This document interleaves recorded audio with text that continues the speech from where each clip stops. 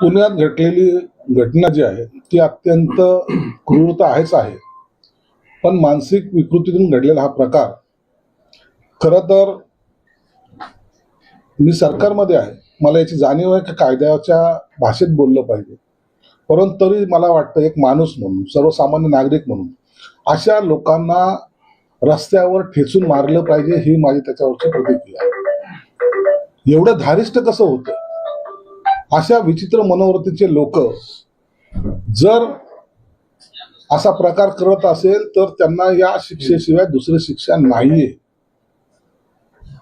कायद्याच्या बाजू मांडत बसू, कायद्याने त्याला अटक करू, कायद्याने त्याला जेलमध्ये टाकू, केस चालत राहील, हे आता जनतेने हा प्रश्न हातात घेतला पाहिजे. मी तर सर्वसामान्य नागरिक या नात्याने सांगेल की आम्ही तुमच्या बरोबर आहोत. अशा घटना महाराष्ट्र सहन करणार नाही, महाराष्ट्रातली कोणतीही जनता सहन करणार नाही. यामध्ये कोणत्याही प्रकारचं राजकारण नाही. ही घटना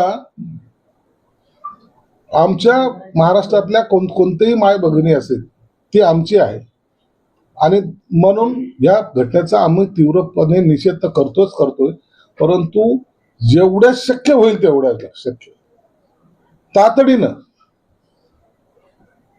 अशा लोकांना फासावर लटकवलं पाहिजे.